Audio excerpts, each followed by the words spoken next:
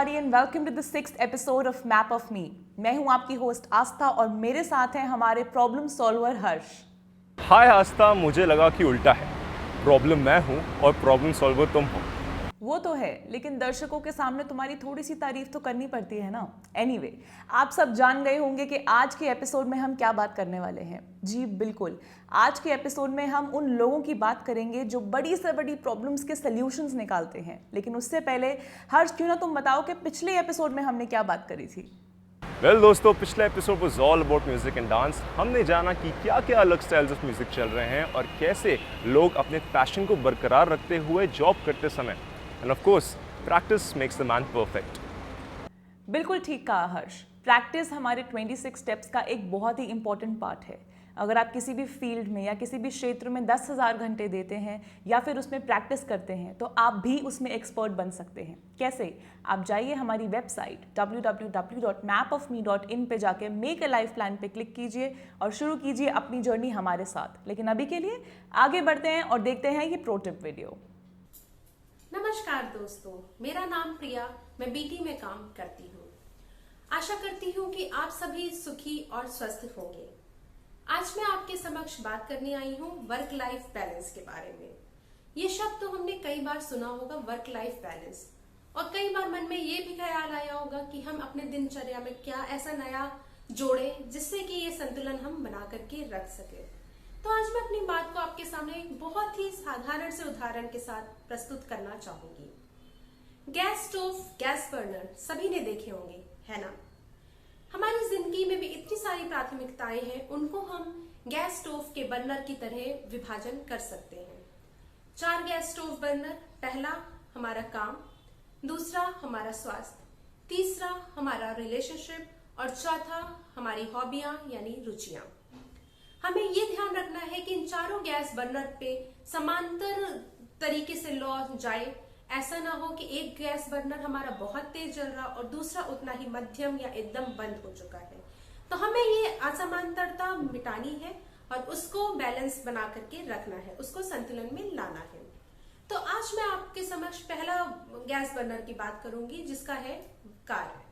हमें अपने काम के लिए ये निर्धारित करना चाहिए कि हमें कब सुबह उठ के लॉग इन करना है, कब हमें अपना काम समाप्त करना है। उसका एक प्रॉपर टाइम टेबल शेड्यूल बनाना है हमारे लिए, जिससे ये होगा कि हमारा वो काम का बर्नर जब अपना निर्धारित समय निश्चित होगा उसके लिए, तो हम अपनी बाकी प्राथमिकताओं पे उतना ही बराबर का ध्यान दे पाएंगे। दूसरा गैस बर्नर है हमारा स्वास्थ्य यानी हमारी हेल्थ। स्वास्थ्य के लिए हमें अपने डेली दिनचर्या में कुछ चीजें नई डालनी चाहिए, जैसे कि जॉगिंग, एक्सरसाइज, वॉक, योगा, जिसमें भी आपको इंटरेस्ट हो, रुचि हो, आप वो अपने डेली जीवन में इस्तेमाल और सम्मिलित कर सकते हैं। तीसरा गैस बर्नर है हमारा रिलेशनशिप, हमारा घर, परिवार और मित्रगण। हमें इस बात का ध्यान देना है कि हम उनको भी उतना ही समय दें जितना उनके लिए पर्याप्त हो। हमें ऐसा नहीं कि अपने काम में बहुत व्यस्त हो जाने की वजह से हम परिवार को समय नहीं दे पाते। हमें उनके लिए भी उतना ही समांतर समय निकालना चाहिए। और चौथा और आखिरी गैस बर्नर जिसकी मैंने बात की थी, वो है हमारी रुचियां। हमें अपनी रुचियों का ध्यान रखना चाहिए। हमें चाहे पेंटिंग, गार्डनिंग, जो भी पसंद हो, उसके लिए भी कुछ समय निकाल करके काम करना चाहिए। अगर हम इन चारों गैस बर्नर को, अपनी चारों प्राथमिकताएं, काम, स्वास्थ्य, रिलेशनशिप और अपनी रुचि पे समांतर समय व्यतीत करेंगे या उनमें बैलेंस लाने की कोशिश करेंगे, उतने में ही हमारा अच्छा होगा। उम्मीद करती हूँ कि आपको मेरा ये उदाहरण समझ आया होगा और आप अपने जीवन में इसको कार्यरत करेंगे। इसी विचार के साथ मैं आज अपनी बात को समाप्त करती हूँ। नमस्कार। तो चलिए अब बात करते हैं हमारे देश के प्रॉब्लम सॉल्वर्स से। हाय गाइस, मैं हूँ हमारे यंगिस्तान के साथ और पूछते हैं इनसे कुछ सवाल। तो अमन जी, आप हमें बताइए कि कोई भी इशू अगर होता है, कोई भी प्रॉब्लम, तो उसका सोल्यूशन आप कैसे निकालते हैं? उसका पहली बात तो ये इम्पोर्टेंट है कि हमेशा सॉल्यूशन ओरिएंटेड अप्रोच होनी चाहिए। मतलब आप ये ना देखें कि इशू हुआ क्यों, आप ये देखेंगे कि सॉल्यूशन कैसे हो सकता है सबसे पहले। सो सॉल्यूशन ओरिएंटेड अप्रोच मेरे हिसाब से सबसे ज़रूरी है देखने के लिए। देन उसका सॉल्यूशंस ये देखते हैं कि किस तरीके से कर सकते हैं, कौन से ऑप्शन ज़्यादा बेटर हैं। तो 3-4 ऑप्शंस आइडेंटिफाई करके जोन सा सबसे इजी टू इम्प्लीमेंट या इजी टू एक्सेस हो, वो वाला अच्छा, इसके साथ ही साथ अगर हम दिल्ली की पोल्यूशन की इशू के बारे में बात करें तो उमा जी आप हमें बताइए कि क्या आप सोल्यूशन प्रपोज करेंगे इसके लिए। मेनली अगर हम लोग मेट्रो में कालिंदी कुंज के थ्रू आते हैं तो वहाँ पे यमुना में जो देखोगे आप ना, तो वो वाटर बहुत ज़्यादा पॉल्यूटेड दिखता है, पॉल्यूटेड वाटर है। तो उसके सॉल्यूशन के लिए कि कैसे कि हम उसको उसमें वेस्ट ऐसा डालें कि प्यूरिफाई होके पूरा ट्रीटमेंट करके प्रॉपर हो। ये डीजल कार से बहुत ज़्यादा पोल्यूशन होता है, बिल्कुल, तो इनको कंट्रोल करने के लिए इलेक्ट्रिक कार्स पे ज़्यादा फोकस करना चाहिए। एग्जैक्टली। इसके अलावा टैक्सेस बहुत ज़्यादा हैं, तो इलेक्ट्रिक कार आज के टाइम पे 10 लाख से कम में कोई भी नहीं है। सो अगर इलेक्ट्रिक कार 4-5 लाख 6 लाख में अगर इंडिया में मिले, टेस्ला जैसी कंपनियों को इंडिया में आने का मौका मिले, प्लांट लगाने का मौका मिले, तो it can be A game changer. अच्छा उमा जी आप हमें बताइए कि आजकल की खाने में बहुत सारी मिलावटें हो रही हैं जिसकी वजह से लोगों को प्रॉपर न्यूट्रिशियस फूड नहीं मिल रहा है, तो आप अपनी तरफ से क्या सोल्यूशन सजेस्ट करेंगे इसके लिए। जैसे भी पैंडेमिक भी चल रही है, तो इसमें तो आप जितना न्यूट्रिशन, आपका जितना इम्यूनिटी लेवल अच्छा होगा, आप उतना ही इसको कहते हैं ना कि उस पर आपका हेल्प करेगा। तो आपको अपने खुद के डाइट पे फोकस करना पड़ेगा, बाहर का खाना ज़रा अवॉइड करो। ब्रांड जितने ज़्यादा बड़े हैं उतने ज़्यादा उनमें मिलावटें हैं। सो आप लोकल पे, गाँव में या जो आपके आउटर एरियाज़ हैं वहाँ से अगर आप ख़रीदते हो तो आपको बिल्कुल प्योर मिलता है, वहाँ पे मिलावटें नहीं होती। सो मेरे हिसाब से जो भी सब्जियाँ या ये सब चीज़ें जो भी आप खरीदते हो, तो ब्रांड पे फोकस करने की बजाय वोकल फॉर लोकल होने का टाइम है। किचन गार्डन्स एंड ऑल सब कुछ, मतलब अभी ये लॉकडाउन में लोगों ने सीख लिया ये चीज़ें भी। पहले तो लोग थोड़ा मतलब कम ही, जो भी हाउस होल्ड लोग होते थे, हाउस वुमेंस होती थी, वही करती थी। अभी तो लोगों ने मतलब इसका भी अवेयर हो चुके हैं कि हाँ हमें खुद प्रोड्यूस करें एंड देन उसको कंज्यूम करें, उसका तो एक मज़ा ही अलग है। आखिर में अगर हम टेक्नोलॉजी यूज़ की बात करें तो हमने देखा है कि जो स्पेशल कैटेगरी के लोग हैं जिनको सुनने या देखने या समझने में दिक्कत होती है, उनको काफ़ी चैलेंजेस होते हैं गैजेट्स यूज़ करने में, तो आप अपने हिसाब से क्या सोल्यूशंस प्रपोज कर सकते हैं उनके लिए। उनको मेरे हिसाब से इस फील्ड में एआई के थ्रू कुछ कर सकते हैं, आर्टिफिशियल इंटेलिजेंस के थ्रू। फॉर एग्जांपल उन लोगों को डिवाइस मिले जो वो एआई के थ्रू उनको, अगर वो कहीं जा रहे हैं तो अभी जैसे मेट्रो वगैरह पे तो वो है कि कहाँ पे आपको कैसे चलना है, बट वो आपको इतना हेल्प नहीं करता। तो एआई कैन हेल्प कि आपको कौन सी डायरेक्शन में जाना है, कहाँ से मुड़ना है। लेट्स से एआई में अगर वो गूगल मैप इनबिल्ड है और अगर वो बोल रहे हैं तो भी वो रास्ते उसको बताए कि आप ऐसे चलो या वैसे चलो, या कोई जिसको कम सुनता है। तो इस तरीके से मेरे हिसाब से एआई का कंट्रीब्यूशन अगर होगा तो डिसेबिलिटी की फील्ड में काफ़ी इंप्रूवमेंट पॉसिबल है।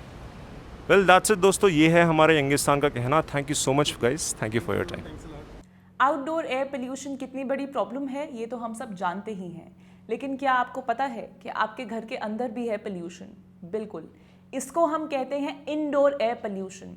हार्ट अटैक और ब्लड प्रेशर के बाद इंडोर एयर पोल्यूशन बहुत बड़ा कारण है हमारे देश में बीमारियों का।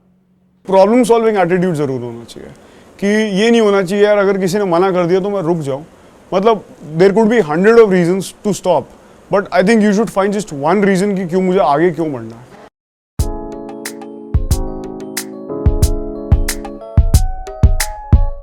My name is Bhavani Bhateja and I started off this business in the year 2017 along with my co-founder Gaurav Arora. We are trying to solve this problem of indoor air pollution and providing like very sustainable solutions and very affordable solutions. बाहर की polluted air होती है, there is something called indoor air and India में उसके बारे में कुछ खास awareness नहीं है। आप मानोगे नहीं but indoor air is something that is 2 to 5 times more harmful than the outside air. Indoor air pollution is the second biggest killer in India after heart attacks and blood pressure. और कोई बात ही नहीं करता indoor air pollution की। Pollution word की मतलब बातचीत ही शुरू होती है सिर्फ दिवाली के मतलब हफ्ता 10 दिन तक। तो मैं था यार I think it's time to take a lead, किसी को तो बात करनी है तो क्यों ना हम बात करें। तो शुरू करा और वहीं से ब्रीथ फ्रेश की शुरुआत हुई। बहुत छोटे से हमने शुरुआत करी, लाइक जब हमने शुरू किया था तो उस टाइम पे ये सेटअप भी नहीं था हमारे पास। तो we use to work from our own rooms only, कि कुछ सामान गौरव के घर पे होता था, कुछ सामान मेरे घर पे होता था। एंड बहुत धीरे धीरे हमने छोटा छोटा मटेरियल प्रोक्योर करना शुरू किया, करते करते फिर हमारा स्केल बढ़ना शुरू हुआ और फिर हम यहाँ तक पहुँचे। कुछ अगर आपको इनोवेट करना है, अगर आपको कुछ रिसर्च करनी है तो अनफॉर्चुनेटली हमारे यहाँ पे ऐसा कुछ एनवायरनमेंट नहीं है। The government is doing there bit, जो छोटा मोटा स्टार्टअप्स को वो सपोर्ट कर रहे हैं, लेकिन एज सच वो इकोसिस्टम अभी भी स्टार्टअप्स का इतना प्रेजेंट नहीं है, खासकर मैन्युफैक्चरिंग को लेके। सबसे बड़ा चैलेंज हमें ये रहता था कि अगर कुछ हमें प्रोडक्ट प्रोक्योर करना है तो हमें ना हर कोई ये कहता था यार बल्क में मिलेगा, मतलब छोटी क्वांटिटी के लिए अगर हमें रिसर्च करके भी देखनी है तो वो हमें नहीं मिलता था। सबसे बड़ा ऑब्स्टिकल रहता है कैश फ्लो का, कि मतलब अगर कुछ मैन्युफैक्चरिंग बिजनेस है आपका तो आपको काफ़ी सारा रॉ मटेरियल चाहिए, आपको रॉ मटेरियल बनवाना है और फिर उसके बाद आपको कंटिन्यूसली आपको उसके ऊपर R&D करनी रहनी है, देन उसकी टेस्टिंग वगैरह भी करानी है, सब कुछ कराना है। तो उसके लिए काफ़ी ज़्यादा मतलब हमें स्ट्रगल करना पड़ा। That was the biggest area. इस देश में ना नेगोशिएशन स्किल्स बहुत अच्छे काम आते हैं, खासकर यदि आपको वेंडर से डील करना है। जो काम आप कर रहे हो अगर उसके बारे में आपको नॉलेज है, चाहे बुकिश नॉलेज क्यों ना हो, लेकिन ना लोगों से मिलते रहो, जो ऑलरेडी इंडस्ट्री के अंदर मौजूद हैं उनसे जाके गाइडेंस लेते रहो। अगर उनसे गाइडेंस आप लेते रहोगे ना तो मतलब कोई आपको ऐसी कोई टेंशन लेने वाली बात नहीं है। कभी रॉ मटेरियल का कंस्ट्रेंट हो सकता है, कभी कोई क्वालिटी का कंस्ट्रेंट हो सकता है, कभी हो सकता है कि यार आपको कुछ सामान ऐसा है जो नहीं मिला तो अब आपकी साइकिल बिल्कुल ही रुक गई आगे बढ़ने के लिए। तो मतलब काफ़ी चीज़ें हैं जो काम करना, जब काम शुरू किया तभी पता चला। एक तो ना वो राइट एटीट्यूड रखना कि मुझे सॉल्व करना है किसी प्रॉब्लम को। मतलब हर्डल्स काफ़ी आएंगी, काफ़ी स्पीड ब्रेकर्स आएंगे और धक्के काफ़ी खाने पड़ेंगे, लेकिन ये नहीं है कि यार आप हार मान लो और आप घर पे बैठ जाओ कि नहीं हो रहा। Like there could be hundred of reasons to solve, but just find the one reason why you started off. तो दैट्स माय बिगेस्ट एडवाइस कि just don't quit, always remember कि यार आपने शुरू क्यों किया था and what is the cause behind. Bhavani ने एक बहुत ही इंटरेस्टिंग चीज़ कही है कि खुद से इनिशिएटिव लेना बहुत ज़रूरी है। इनफैक्ट हमारे 26 स्टेप्स में स्टेप 25 यही कहता है कि बिजनेस शुरू करने से पहले एक प्लान बनाएं, इंडस्ट्री के एक्सपीरियंस लोगों से गाइडेंस लें और उसको अपने स्टेप 1 के बुलेट जर्नल में ज़रूर लिखें। इसी के अकॉर्डिंग आप अपने बिजनेस शुरू करने की तैयारी करें। उसके बाद अपने से बड़ों को अपना प्लान बताएं ताकि वो उसमें कमियां निकाल सकें और आप अपने प्लान को रिफाइन कर सकें। और हार कभी नहीं मानना है दोस्तों। याद रखिए कि आपके रास्ते में कई हर्डल्स आएंगे, लेकिन आपको काम करने का बहाना चाहिए, ना करने का नहीं। अच्छे से काम करने के लिए हेल्दी डाइट बहुत ही ज़रूरी है क्योंकि वो बनाता है आपको फिट।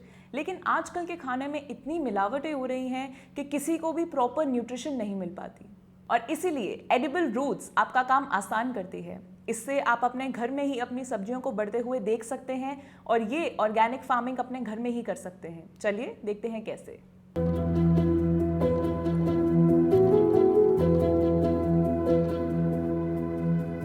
तो एडिबल रूट्स में हम लोगों को एनेबल करते हैं कि वो अपना खुद का खाना उगा सकें अपनी खुद की जगह पे।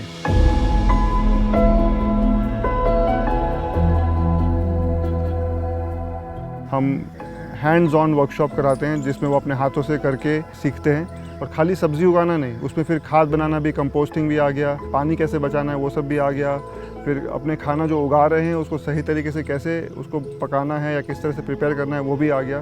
तो हर चीज़ जो अपने खाने से जुड़ी है और उसको किस सही तरीके से करना, सस्टेनेबली कैसे करना, वो हम सिखाते हैं।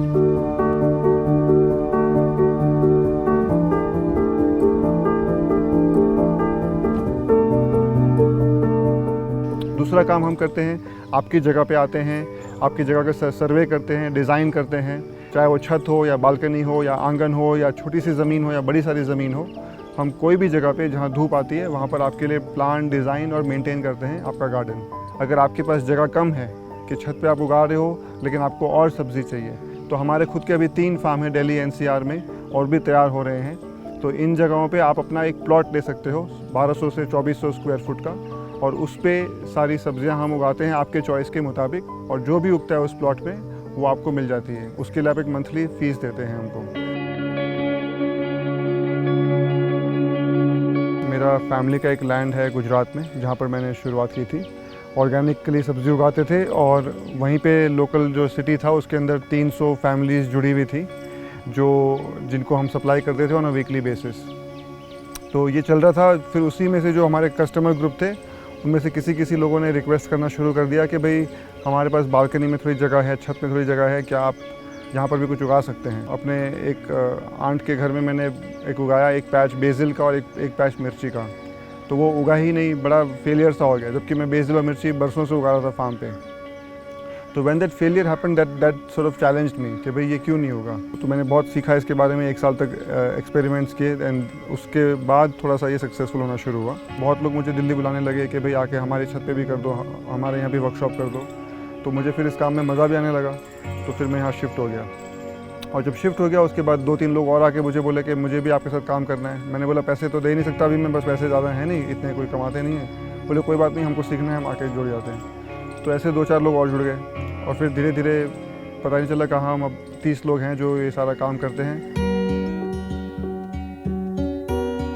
पर हमारा विज़न यही है कि हर जगह हर आदमी कम से कम उसका 30, 40, 50% जो खाना है वो उसके आसपास उगता हो। जितना हमारे पास उगेगा खाना तो उतना उसमें न्यूट्रिशन ताकत ज़्यादा होगी।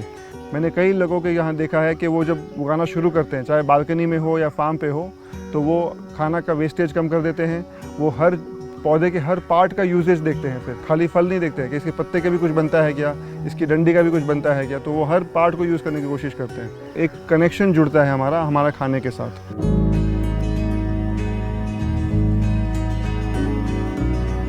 इस सारी कहानी का पहला कदम है अपने खुद के एक आंगन में या बालकनी में या छत पे एक गमला उगाना, चाहे वो टमाटर का हो या पालक का हो। उन पौधों से शुरू करिए जो उगाने आसान है, जैसे कि पत्ते, पालक है, चौलाई है, धनिया है, मेथी है। सीज़न के मुताबिक जो भी उस सीज़न की पत्ते की सब्जियां हैं वो सबसे उगानी आसान होती है और वो रेडी भी बहुत जल्दी होती है 30 दिन के अंदर।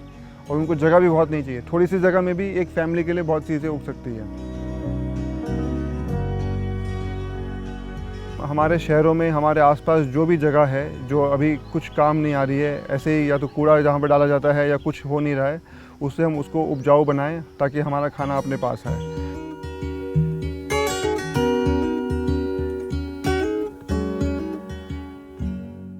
देखा आपने कितना ही आसान था ये। और बेस्ट बात तो ये है कि ये ऑर्गेनिक फार्मिंग आप अपने घर की छत या बालकनी में कहीं भी कर सकते हैं। तो अब से आपका खाना होगा टेस्टी भी और हेल्दी भी।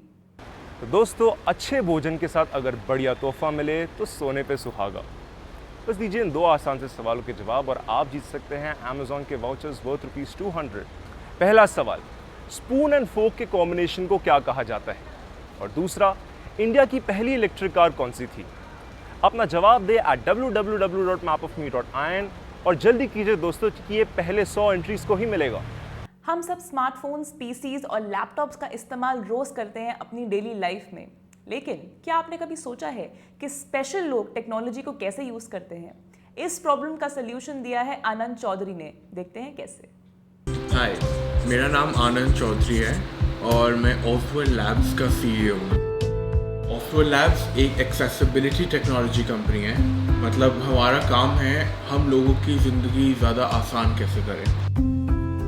मैं बहुत सारी ई-कॉमर्स कंपनीज के साथ काम कर रहा था काफ़ी साल पहले, और एक कंपनी के साथ काम करते हुए मुझे ये रियलाइज़ हुआ कि उनकी वेबसाइट अगर कोई जिनको दिखाई नहीं देता या व्हीलचेयर पे हैं यूज़ करने की कोशिश करें उनके लिए बहुत मुश्किल हो। तो मैंने सोचा कि ये ऐसा क्यों बनाया होगा उन्होंने, पर उनको पता ही नहीं था कि ये प्रॉब्लम है।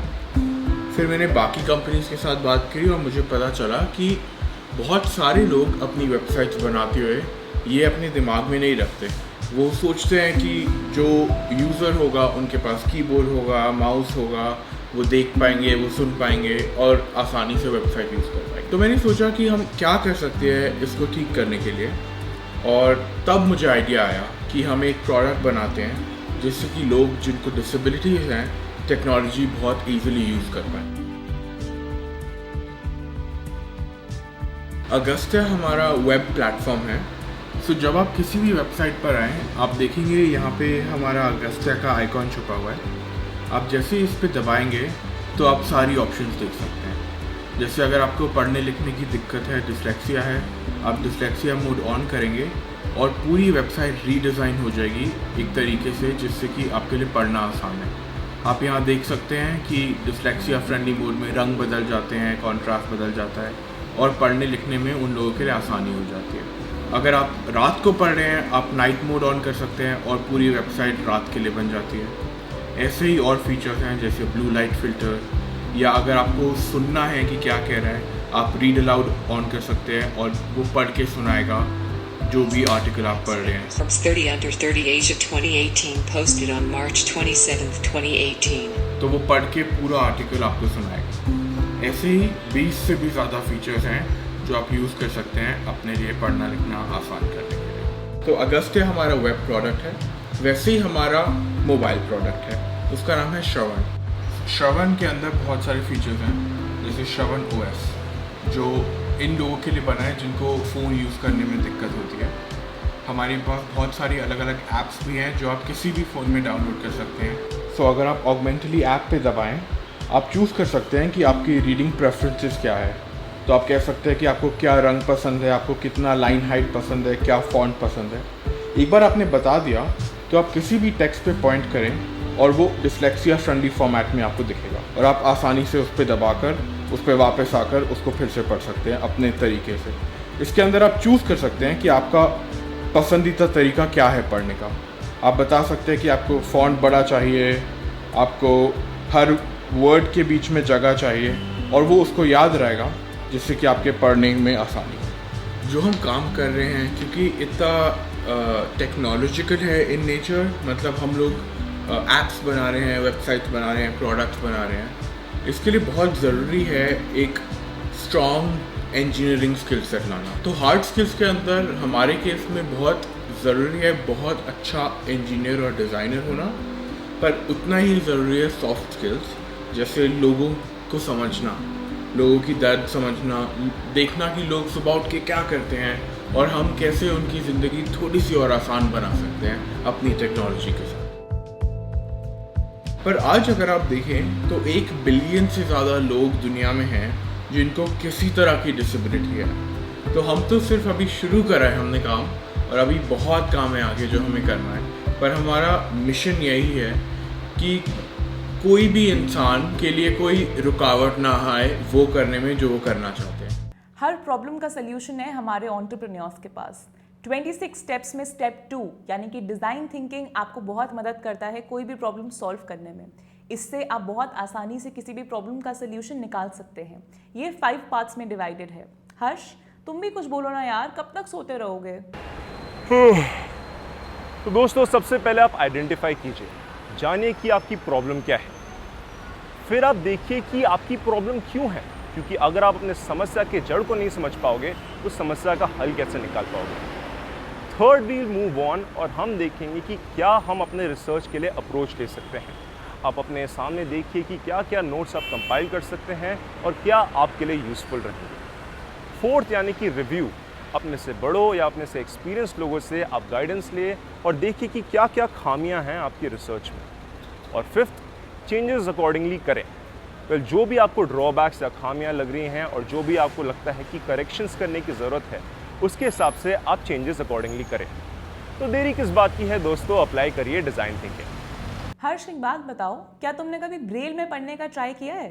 वेल, बचपन में जब मैं हिस्टोरिकल मॉन्यूमेंट्स विजिट करने जाता था तो वहाँ पे बहुत सारी लैंग्वेजेस होती थी और ब्रेल भाषा उनमें से एक थी।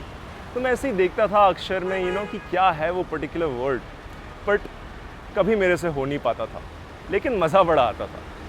उपासना ने क्रिएट किया है विजुअली चैलेंज लोगों के लिए ब्रेल मैगजीन, ताकि उनको दुनिया के बारे में जानकारी मिले। आइए देखते हैं कैसे। The idea of a white print was simply a thought in the middle of the night that kept me curious, kept me awake.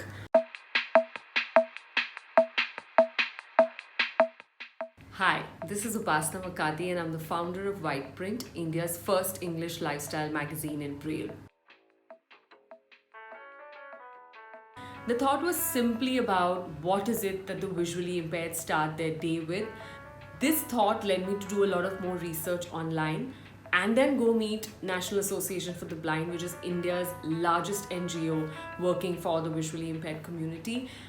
White Print was all about learning on the job because I didn't have a case study that I could follow. Apart from that, I had to learn about the community because I did not know anyone from the community. There were a lot of myths, a lot of preconceived notions that I had to teach myself about. I had to introduce the corporate world to Braille advertising, something that people hadn't done before, and that was a big challenge, a little unusual as well. The startup capital for White Print was primarily my savings. I had worked for 1 year before I started White Print, and that was the base. The first month itself of starting Whiteprint, we got an advertising contract from the Raymond Group, and that was a big help and that was a big relief for us. I think what I'd love to tell young people who want to get into the space of social entrepreneurship is that there is no right time. If you have a creative solution, if you think your idea can solve a problem of a community or a society or a section of the society, go for it. This is the time where people are welcoming innovative ideas, innovative solutions, and you don't want to miss it. I think that the satisfaction that I get by running Whiteprint, I don't think any other job would have ever given that to me. If I talk about the hard skills, the topmost one would be knowing how to write. Understanding the publishing business was very, very important for me. Secondly, education in terms of understanding the community better, understanding accessibility, inclusion, the need, the awareness of it. And lastly, knowing marketing, sales, business aspects, what sort of drives and is the core of running any business. Knowing how to do a lot of things at the same time was one of the most important skills, because I had to be the founder of the magazine and represent myself at a conference. Most importantly, communication and language skills. Knowing how to draft a marketing pitch was one of the most essential things, and I of course had my own versions of it, tried different things, but at the end of it I realized what works the best. Well दोस्तों, उपासना ने एक बहुत ही important चीज़ बताई कि आज के time पे problem solvers की बहुत ज़रूरत है। तो अगर आपकी सोसाइटी या कम्युनिटी में कोई बहुत बड़ी प्रॉब्लम है या कोई इशू है तो उसका हल निकालने का इनिशिएटिव ज़रूर लें। और हाँ दोस्तों, हमारे क्विज कॉन्टेस्ट में भाग लेना ना भूलें। दीजिए इन 2 आसान से सवालों का जवाब और आप भी जीत सकते हैं अमेजॉन की तरफ से gift vouchers worth ₹200।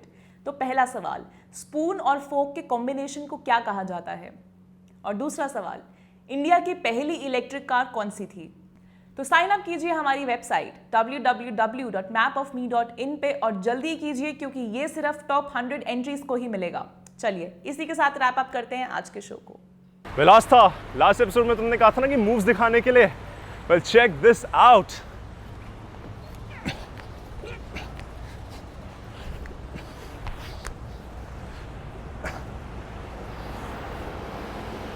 Well done Harsh. देखा दोस्तों, अगर आप किसी भी फील्ड में डेडिकेशन के साथ प्रैक्टिस करेंगे तो आपको सक्सेस जरूर मिलेगी। उम्मीद करती हूँ कि आपको आज का एपिसोड पसंद आया होगा और फिर मुलाकात होगी आपसे मैप ऑफ मी के अगले एपिसोड में। तब तक के लिए I am your host Aastha signing off.